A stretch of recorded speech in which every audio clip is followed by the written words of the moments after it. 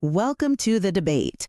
Imagine a 16-foot tall cylinder of radioactive material sitting not in some, heavily guarded remote desert facility, but literally right down the street from you.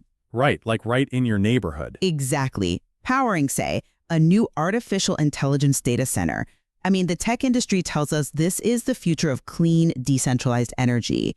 But critics say it's basically a ticking dirty bomb. Yeah, it's a huge shift in how we think about infrastructure. It really is. So today, we are examining Yoichi Shimatsu's recent commentary on the safety hazards and environmental risks of these mini nuclear generators. We're specifically looking at the inherent dangers of the tube reactor designs he describes. And the central question we are exploring today is this. When you take nuclear power and shrink it down to a portable neighborhood-level scale, are you actually scaling down the danger? Or are you creating an inevitable, unmanageable environmental hazard, just as the author claims? Yeah, it's a highly provocative text. And, it taps into a very justified public anxiety about how we manage radioactive material, honestly. It absolutely does. And reading through Shimatsu's commentary, I just keep coming back to the sheer physical risk. He makes a really highly compelling case that you simply cannot shrink a reactor without amplifying the danger. So my stance today is that the author correctly identifies fundamental, unresolvable physical risks in the tube design's cooling process as well as the broader nuclear waste cycle. To put it simply, scaling down the reactor size does not scale down the physics of a meltdown. Okay, and this is where I diverge. When I look at this text, I see two completely different arguments sort of mashed together. While the historical legacy of nuclear waste is undeniably problematic, and frankly, it's a national failure, the author's specific technical claims regarding how these tube reactor mechanics actually work, along with the, alleged covert meltdowns he describes, they lack rigorous engineering validation. You don't think the physics hold up? I think they rely heavily on speculative correlation rather than hard science. My position is that we have to separate the very real waste management issues from the theoretical viability of the engineering itself. Well, let's get right into the hardware then, because the author builds a deeply structured argument around the actual mechanical realities of these proposed designs. Now, if you're listening, you're probably thinking, wait, don't we already have nuclear submarines? Haven't we already figured out how to make reactors small safely? Right, that's the standard industry defense. Exactly. And that's exactly where the author's critique of this specific tube design becomes so crucial. The text describes a very specific, inherently volatile mechanism. It's a 16-foot-tall tube passing intensely heated radioactive air directly through a cold water coolant pool. Mm-hmm. And when you run radioactive heated air through static cold water, physics dictates that the water is going to rapidly heat up and boil. Without the massive, redundant, and highly expensive secondary cooling systems you see at traditional plants, this mechanism inevitably leads to the release of radioactive particles into breathable air. You cannot cheat thermodynamics.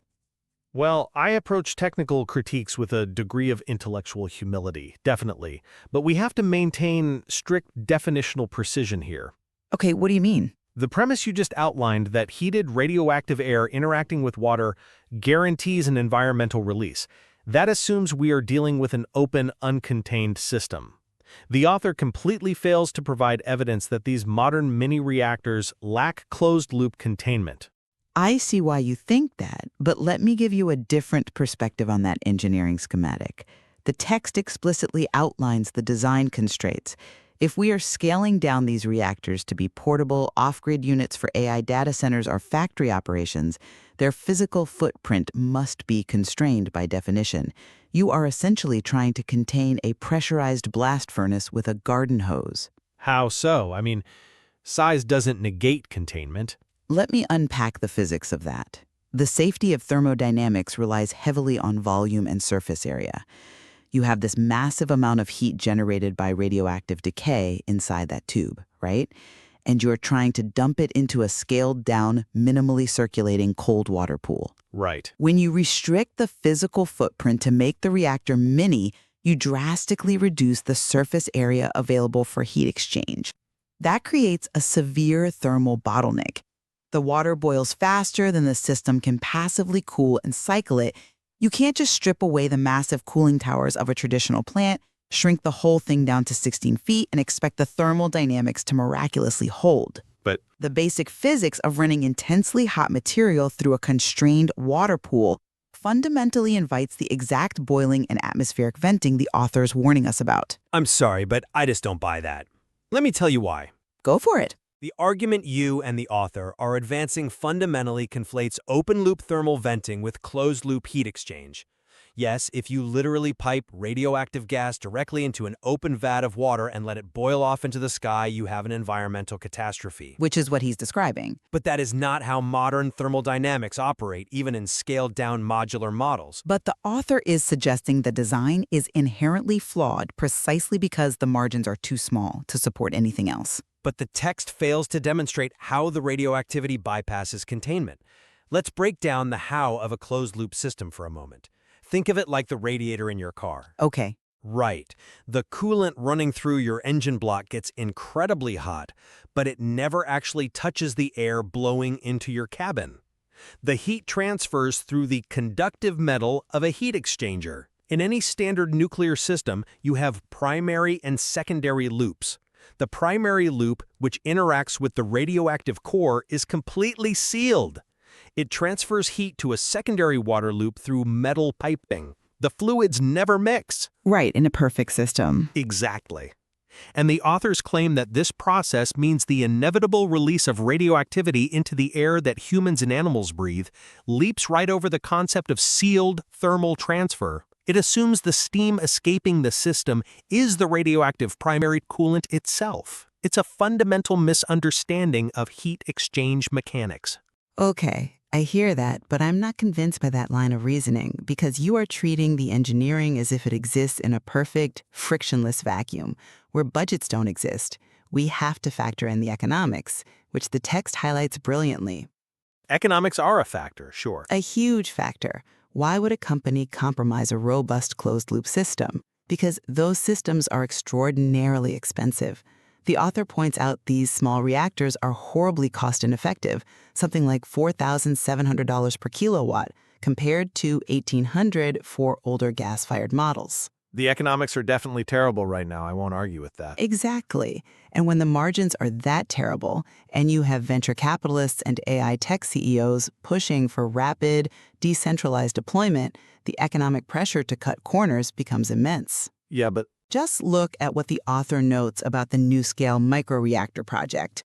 It was literally deemed a Ponzi scheme by the SEC in 2011, and recently 8 cities pulled out of the carbon-free power project because the capital costs ballooned entirely out of control. When you combine severe financial constraints with the immense thermal pressure of 16-foot reactor core, those robust, multi-layered, highly expensive closed-loop systems you're describing become the very first casualties of budget cuts. Right, I get the skepticism, but financial unviability does not automatically engineer an explosive physical design. Poor return on investment is a market failure, not a thermodynamic one. But they're linked when corners are cut. Saying they will cut corners and build open-loop systems because it's cheaper is a massive speculative assumption. It completely ignores the rigorous, albeit slow, regulatory framework of the Nuclear Regulatory Commission. The NRC dictates exactly how these heat exchangers must be built before they ever see a single drop of fuel. But let's look at how things operate in the real world when transparency vanishes, which is exactly what happens when things go wrong. We aren't just talking about theoretical thermodynamics here. The author provides a real-world empirical example of what happens when these systems fail behind closed doors. You're talking about the Mount Graham incident. Yes. In the year 2000, the Vatican Observatory at Top Mount Graham in Arizona experienced an emergency shutdown. The author actually travels there to investigate. And what do they find? A massive telescope facility, which should require immense power, lacks a visible roadside power cable. Okay. The gate is locked, there's an armed guard, and most critically, the author's own dosimeter buzzes furiously, indicating life-threatening levels of radioactivity. The author synthesizes these physical data points, the radiation spike, the lockdown, the missing power infrastructure, and concludes, a localized mini reactor melted down and exploded, forcing the closure. In an industry notorious for obfuscation, how else should we interpret this physical data? We interpret it by applying rigorous epistemological standards. And honestly, this is where the author's logic falls completely off a cliff. That's a strong statement. Let's isolate the data points and look at the why behind them. First, an armed guard and a locked gate at a multi-million-dollar high-altitude astronomical observatory. That is standard security to prevent vandalism, not proof of a nuclear cover-up. Fair enough, but the power lines? Second, the absence of a visible roadside power cable. Power lines to sensitive scientific instruments are frequently buried to prevent weather disruption. Or power is generated on-site via conventional diesel generators to ensure clean, uninterrupted sine waves for the equipment. Okay, but what about the dosimeter? You can't bury a radiation reading. No, you can't, and I do not doubt the author's device registered a spike in radiation. But jumping from a roadside dosimeter buzz to the conclusion that a nuclear reactor melted down is an astronomical leap in logic. We have to look at how a dosimeter actually works and what it measures. It measures radiation. It picks up ionizing radiation, which naturally increases with elevation because there is less atmosphere to shield you from cosmic rays. If you take a commercial flight, your dosimeter will buzz much higher than it does at sea level. Mount Graham is over 10,000 feet high. So you're saying it's just cosmic rays? That and the mountain itself is composed of granite. Granite naturally contains trace amounts of uranium and thorium that decay and release radon gas. But the author specifically describes the radiation as life-threatening. That goes way beyond background granite decay or high altitude. Correlation is not causation. In scientific forensics, we need the mechanism. If a nuclear reactor, even a mini one, melts down and explodes, it doesn't just make a handheld meter buzz. It leaves a very specific, undeniable isotopic signature. Such as? A meltdown releases specific decay products into the environment, like cesium-137 or iodine-131. You cannot determine a meltdown just by waving a Geiger counter at a fence line. You have to take soil and vegetation samples and run mass spectrometry to look for those artificial isotopes. I see. Furthermore, an explosion leaves a crater. It leaves thermal damage. To declare that this facility closure serves as clear proof of the risks of mini reactors requires us to completely abandon the scientific method in favor of circumstantial storytelling. I'm not convinced by that line of reasoning, largely because you are treating this incident in a sterile vacuum. You're ignoring the broader context of how the nuclear industry has historically operated in the American Southwest. How so? Well, the author specifically notes that they felt the exact same strange itchiness on their arms that they experienced while investigating the Fukushima TEPCO meltdowns in Japan. This isn't just a random tourist with a dosimeter, you know. This is someone with on-site experience at one of the worst nuclear disasters in modern history. I acknowledge their experience, but When they see the same physical symptoms and the same institutional secrecy, much like we saw with the San Onofre plant poisoning sea lions off the California coast, they are connecting the dots. They are applying a pattern recognition framework to an industry that has lied to the public for decades. I deeply respect the author's experience at Fukushima. I really do. But subjective physical sensations like skin itchiness are not a substitute for peer-reviewed environmental sampling. Fukushima was a verifiable event with global seismic, thermal, and radiological data. Right. All right. Well, even if we put Mount Graham aside as circumstantial, it brings up an even bigger issue that we absolutely cannot dismiss. Even if we assume, just for the sake of argument, that a mini reactor's containment could theoretically work flawlessly on paper without venting, which I argue it can. Right, but that still stems its vacuum. In the real world, these reactors don't just magically appear on site. They require an intensely complex, highly physical supply chain. And the author proves that the ecosystem required to build and fuel these reactors is inherently fatal. The technology isn't just the 16-foot tube, it's the entire life cycle of the fuel. The supply chain is a massive component of this, yes. Exactly. And the text provides chilling, specific evidence of what that supply chain looks like right now.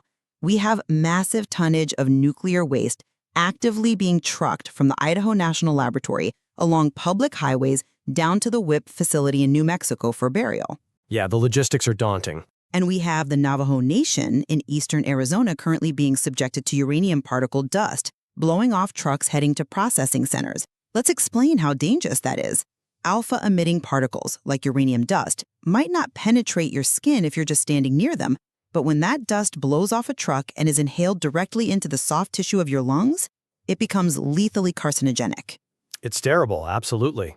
We also have the legacy of Oppenheimer's Trinity sites, where radioactive sand was secretly dumped in the town of Estancia, causing generations of illness among local rancher families. You cannot deploy thousands of mini-reactors to power neighborhood AI data centers without exponentially scaling up this exact fuel cycle. The author is arguing that the technology is inherently unsafe because its lifeblood, uranium mining, processing, and waste transport, is actively poisoning communities today. I will readily admit that this is absolutely the strongest, most evidence-based portion of the author's commentary. Really? Oh, definitely. The critique of the legacy infrastructure of the nuclear and military-industrial complex is sharp, it is necessary, and it is historically accurate. The injustices faced by the Navajo Nation regarding uranium mining and the careless disposal of atomic waste from early weapons programs are profound national failures.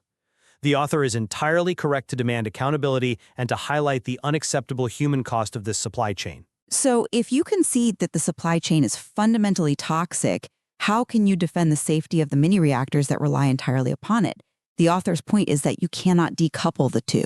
Because we must distinguish between the logistical management of the fuel cycle and the operational physics of the reactor itself. To use the horrific reality of uranium dust on highways to conclude that modern heat exchange physics is a scam is a category error. A category error? Let me give you an analogy.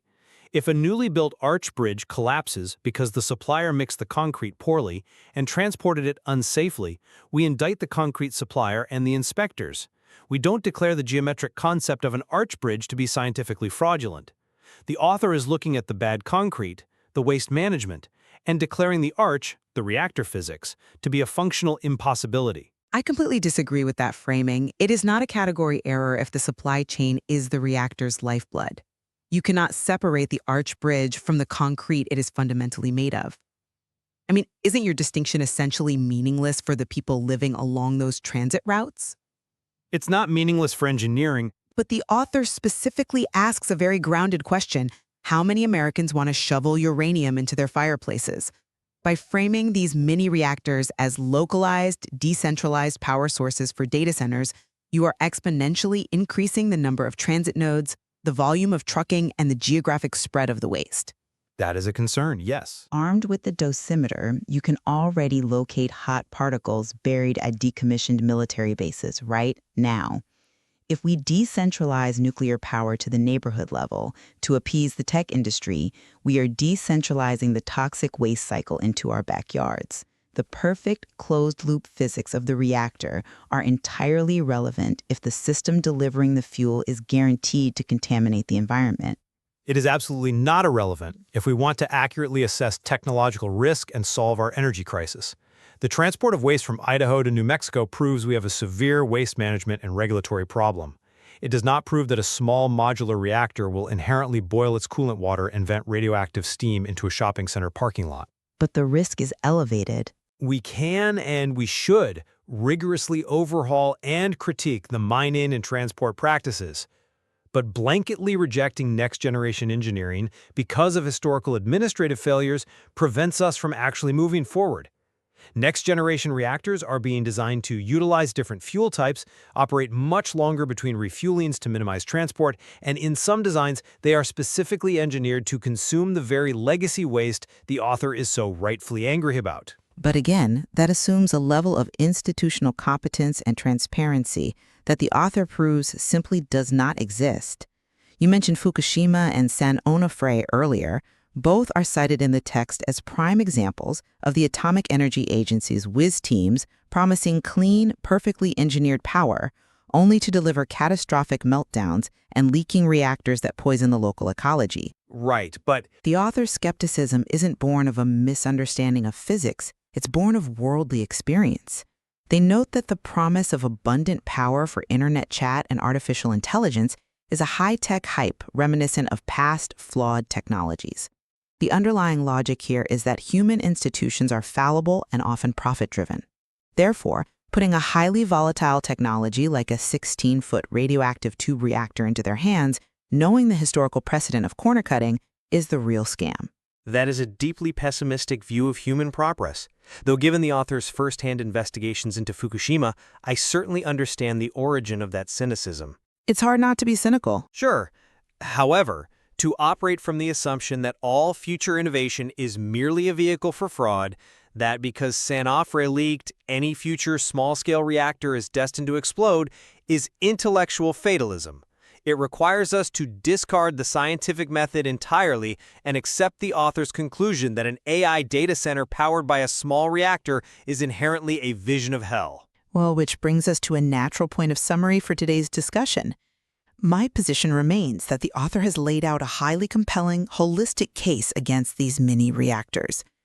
When you look at the physical realities of the proposed tube reactor's cooling mechanism, the inherent danger of passing intensely heated radioactive material through a constrained, static water pool, you see a thermal bottleneck built for failure. And I see untested assumptions. But when you combine that physical reality with the undeniable, fully documented hazards of the nuclear waste supply chain, from the trucks leaving Idaho to the contamination of the Navajo Nation, the author's warning is completely validated.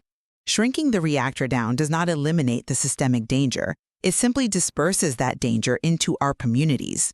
And my position remains that while the author's environmental concerns regarding the transport and legacy of nuclear waste are highly credible and demand immediate regulatory attention, the technical critique of the reactors themselves falls apart under scrutiny. Because of the loop system. Right. The breakdown of tube reactor mechanics assumes a simplistic open-loop system that ignores how modern closed-loop thermodynamics actually function. Furthermore, the anecdotal claims of a secret mountain meltdown at the Vatican Observatory require far more rigorous scientific substantiation, like isotopic soil analysis, before being accepted as fact. We must separate the very real sins of the nuclear supply chain from the theoretical viability of advanced engineering. I think where we do find shared ground today, and where the source material is undeniably powerful, is the realization that the deployment of new energy infrastructure cannot ever be divorced from the realities of its waste cycle. Absolutely. The author correctly identifies that technological innovation does not occur in a vacuum.